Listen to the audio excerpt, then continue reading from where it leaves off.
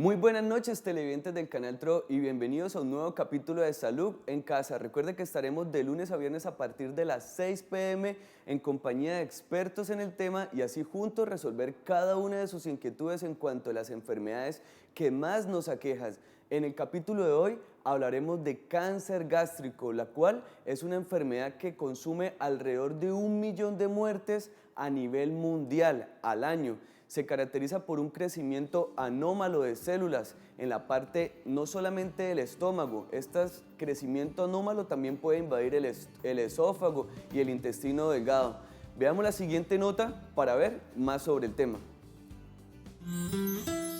El estómago junto con el esófago y el intestino forman parte del aparato digestivo, cuya función es digerir y procesar los nutrientes de los alimentos que se comen.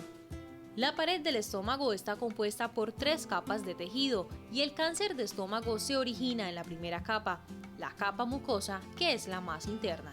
Es 2 veces más frecuente el cáncer de estómago en hombres que en mujeres y el riesgo de desarrollar un cáncer gástrico aumenta a partir de los 50 años, siendo la década de los 60 a 70 años la de mayor incidencia.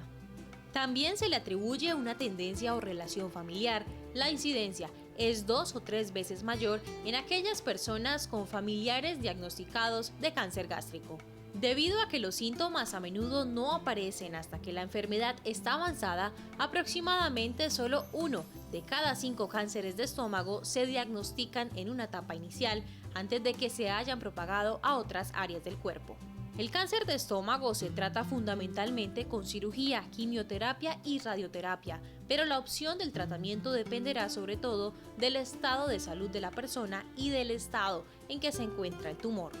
La tasa total de supervivencia a los 5 años del diagnóstico se estima alrededor del 40%. Esta estimación engloba la totalidad de los casos, pero sí se diagnostica en una fase inicial antes de que se haya diseminado a otros órganos. La posibilidad de cura puede llegar hasta el 90% en estos casos. Después de ver esta nota y con el objetivo de resolver cada una de las inquietudes de nuestros televidentes, hoy tenemos un invitado muy especial a nuestro programa.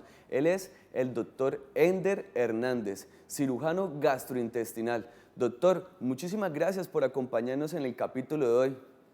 Hola Hernán, buenas tardes. Muchas gracias por la invitación a usted y a toda su teleaudiencia.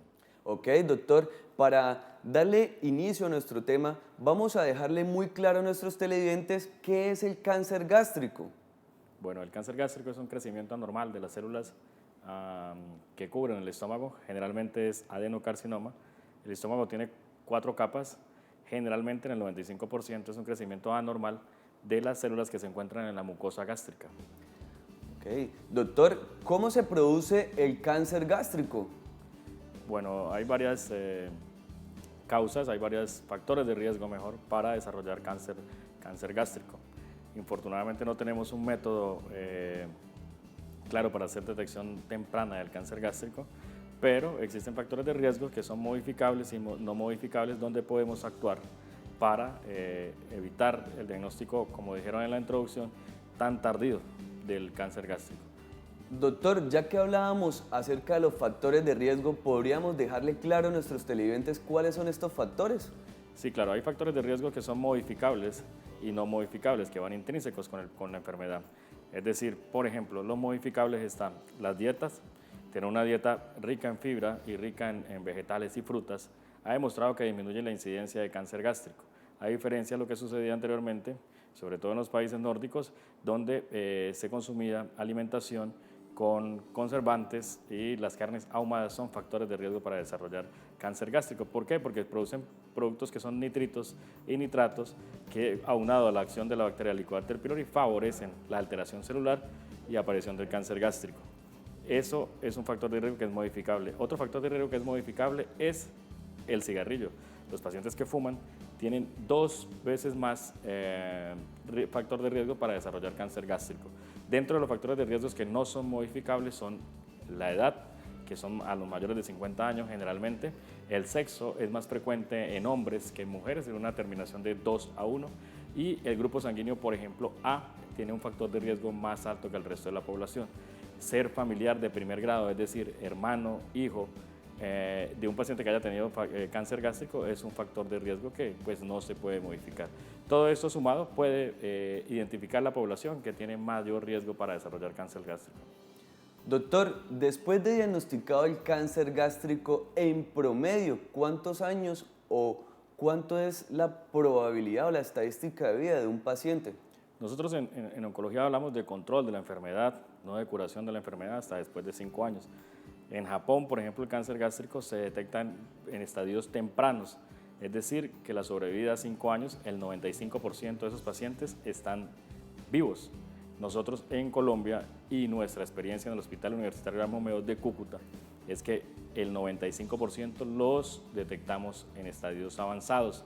De estos, la recaída a los 2 años y medio es un porcentaje muy alto y a los 5 años solamente aproximadamente del 25 al 30% de estos pacientes están vivos, o sea que estamos muy atrás todavía de los países que están en alto diagnóstico temprano de cáncer gástrico como Japón. Doctor, en este momento tenemos una pregunta de nuestros televidentes por el WhatsApp. Veamos en qué consiste.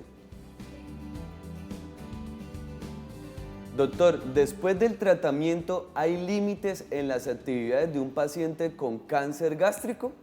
Bueno, depende de la estadificación del cáncer gástrico. En los estadios tempranos no va a requerir terapia adyuvante, es decir, después de la cirugía.